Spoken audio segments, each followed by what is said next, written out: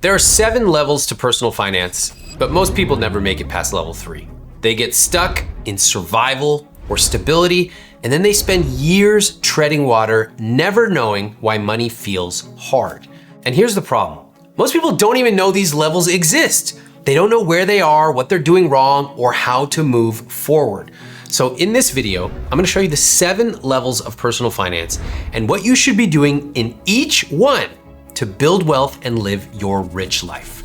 Let's get started with level 1, survival. Now, if you are in survival mode, money feels like it's controlling you. You're constantly on edge, and one unexpected expense can throw your whole life into chaos. So how do you know if you're here? You probably don't know how much you make. You don't know how much you owe. You constantly feel behind or genuinely are behind on rent, credit card bills, utilities, and any emergency feels catastrophic. Here's what to focus on at this level. Start by getting brutally honest about your numbers. First, figure out how much you actually make. I say that because I'm shocked by how many people can't answer this. 50% of the guests on my podcast don't even know their gross income. If you don't know how much you make, everything else in your finances is a guess. And if that's you, that's okay, because today's the day you're gonna stop guessing and start leading. If you are paid hourly, I'm gonna give you a quick little tip. Double your hourly wage and add 3 zeros. That's a good approximate way to figure out how much you make per year. So $20 an hour is about $40,000 a year. Next, open up every account. Write down every bill, every debt, every expense. You can use a debt calculator to see when your debt will actually be paid off. And I'll link our free calculator in the description below. Get answers to these questions. How much are you saving every month? How much are you investing every month? And how much are you spending on housing? You need to know these numbers cold. And then start small. Save $20 a month just to prove to yourself that you can. Then save $50. Then take a second to reflect. What are your invisible scripts or deeply held beliefs about money? These are thoughts like credit cards are evil, or you're throwing money away on rent, or rich people are assholes. Some might help you. Some of these invisible scripts might be holding you back. Decide what beliefs serve you, let go of the rest. And one final tip that's really important at this level, increase your income. Sometimes there's only so much you can save for. Sometimes you just need to focus on increasing that income. Level 2, stability. If you're at this level, good news. You're no longer drowning. You're paying your bills. You still might have some debt, but that debt is probably not growing dramatically. You can finally take a breath, but it's still tight. You want to save, but often people at this level cannot consistently do so. Here's how you know you're here. You can cover your basic needs. You're making at least minimum payments on debt. You're not overdrafting at the bank, but saving and planning ahead still feel hard. So what do? The answer, you start building systems. This is where you implement a conscious spending plan, which you can get for free in the description below. You automate your bills, you automate your debt payments, and you automate your savings. You're not doing any of those things manually anymore. Don't rely on willpower. That's the key to getting out of this level and moving up. Aim to save and invest at least 5% of your take-home pay. If you don't know how to start, try a basic investment calculator and plug in $100, $200, $500 a month with a 7% return. You can use the calculator that I link below. You'll see the difference between I'll do it someday and I started now. That difference can be worth hundreds of thousands of dollars over your lifetime. And when people see these numbers, which take like 10 seconds to plug in, it lights a fire under their ass. Also, if you have high interest debt, call and negotiate that rate down. Sometimes this works and it can save you thousands. That way you can reallocate money from interest payments to building your savings and growing your investments in the next level. After taking care of the necessities, take some time to identify your money dials. Here's the question I want to ask you. If I gave you $25,000 right now and told you to spend it on one category of your life, travel, food, wellness, whatever you love, no guilt, no questions asked, what would it be? That answer is your number one money dial. And let's build your spending plan around that. The key here is consistency. You are laying the foundation for everything that comes next. Stability gets you out of this crisis mode, but security, that's when you finally start building wealth with confidence. Level 3, security. Security is the first level where you can finally look forward instead of constantly looking back. And that is a huge feeling. At this level, you're feeling much calmer. You're saving, you're investing. You're not waking up in the middle of the night panicking about your account balance. You know you're here if you know how much you make and spend. You have a small emergency fund. Your debt is gone or it's under control. And you have started investing consistently. What should you be doing now? My answer, focus on growing your emergency fund and increasing your investments. Make sure your emergency fund covers at least 3 to 6 months of expenses, and also increase your investments to at least 10% of your take-home pay. If you have a 401k, great, include that.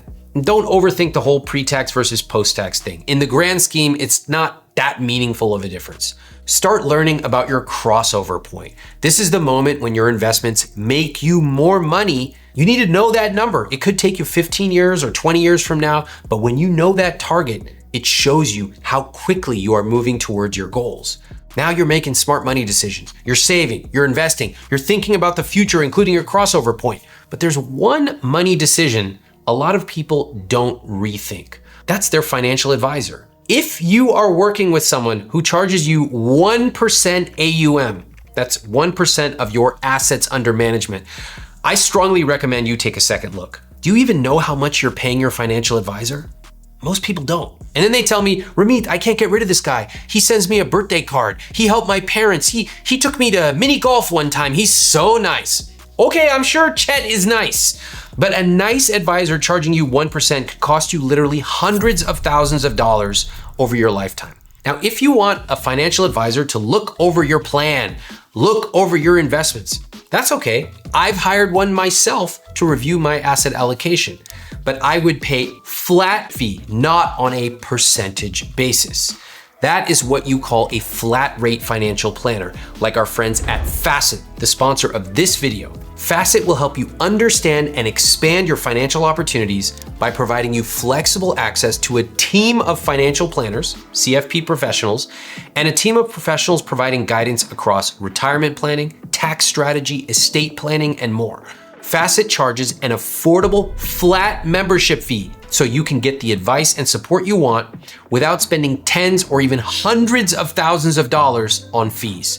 I've used them to help couples on my podcast understand specific scenarios. Can they retire early? Can they pay for their kids' college? Can they take nicer vacations every year? Head over to facet.com/Ramit or click the link below to learn more and find the membership option that fits your financial goals. Once you've stopped overpaying for advice, you can free up thousands of dollars to invest smarter. And that's exactly what level 4 is about, turning momentum into serious growth. Welcome to the level where wealth starts building upon itself. At this stage, you're no longer reacting to money. You are being highly intentional with it. You know you're in growth mode if your investments are growing and they are consistent. You know when you'll hit $100,000 or even $1 million.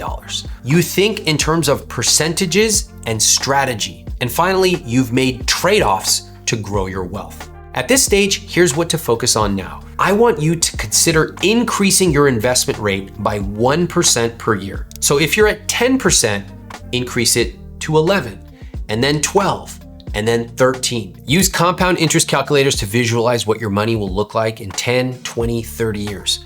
Ask yourself, when do I want to become work optional? Next, audit your money dials. Reallocate your money and spend it where it really matters. And most importantly, start reflecting. Ask yourself, what money beliefs have I changed my mind about in the last 5 years, 10 years? This reflection is one of the clearest signs that you are financially maturing. Real quick, hit subscribe. You're not here for generic advice from some 19-year-old crypto bro who still lives with his parents, uses one of those little freaking polyester blankets every night. You're here to think bigger, to build real wealth, to design your rich life. All right, let's move into level 5, freedom. Now we are truly entering one of the most exciting stages. It's not just that you're secure, you have options. If you want, you can quit your job, you can take a sabbatical, you can start a business, spend more time with your family. How do you know you're here? Well, you could stop working tomorrow and be fine. You can say no to work you don't want to do. And you are now planning ahead in years, not in paychecks or months. What should you do at this level? I really want you to define your rich life. What is it all for? Put your hand out. Yes, you. Put your hand out, palms up. What do I get? That's a question you should be asking yourself. And if you're in a relationship, you both should be asking, hey, we work hard, we spend a lot of time doing this. What do we get? What are you gonna do with all this freedom that you have earned? Maybe it's working less, maybe not. Maybe it's traveling. Maybe it's traveling in a nicer way or a more adventurous way. Maybe it's being more charitable. The point is, you have to be intentional. Nobody ever trips and falls their way into a rich life. Next up, I want you to set a worry-free number. That's a dollar amount under which you don't even think about it. You don't worry about it. When we were kids, it was 99 cents, that little pack of gum. Maybe now, as an adult, most people, they start at $20. Anything below $20, I'm not gonna worry about. But as your income and net worth grows, you should adjust that number upwards. For example, I know people who have worry-free numbers of $2,000, even $10,000. Choose the number that's right for you, and the point is to consciously shift your mindset from scarcity to freedom. Level 6, abundance. At this level, your systems are dialed in. Your income is solid, your investments are growing, but the real difference, you know how to enjoy your money. You are here if you've maxed out your financial systems, if you spend freely on the things you love, if you've built a financial team as required, including an accountant, perhaps an attorney, perhaps an advisor, whatever team you need to run smoothly, and finally, you give generously. Now, what should you focus on at this level? My suggestion is you create certain areas of your life that are no budget zones. For example, you might say, I never question anything spent on health, or anything for our kids' education, we're not gonna question on. What are the no budget zones that you might have in your life? For me, it's books. I am never going to question the price of a book. If I see something that looks good, boom, I'm gonna buy it. Refine your team. Find new ways to give back. You are fortunate to have made it to this level. You probably benefited from lots of people around you, and you can give back not just with money, but with time and wisdom too. At this level, money is no longer purely about ROI. It's actually about impact and joy. Level 7, legacy. This is the highest level. And for the first time, it is not purely about you. You're here to create an impact for your family, your community, future generations. You know you're here if you've achieved true financial independence, if you are thinking bigger than yourself, even generationally, and in fact, if you are building something bigger than yourself. Here's where to focus. Get clear on your legacy goals. What do you want to be remembered for besides money? What do you want your kids or your community to say about your legacy? Were there specific organizations that had a huge impact on you growing up that now you can sustain? Perhaps the public library where you read books, learned to read. In your case, you can set up trusts. You can create an estate plan. You can think succession. It's not just a TV show. It's actually what you do with your money that can sustain beyond your life alone. Teach others what you've learned. Generational wealth is not just about writing people a big fat check. It can be spending time, mentoring them, teaching them, sharing. And surround yourself with people thinking on this level. This is where money becomes a highly influential tool to build something truly meaningful. If you made it this far, you are already operating at a higher level with money than the vast majority of people. You're not just managing money, you're actually learning the skills to master it. And now you know where you are, what to do, and how to level up. But mastering money is just the beginning. Now it's about using that mastery to design a life you are proud of. So here's your next move. Watch this next video, Money Mistakes That Can Cost You Millions. It'll show you exactly what smart earners still get wrong and how to avoid them. Click here to watch it next.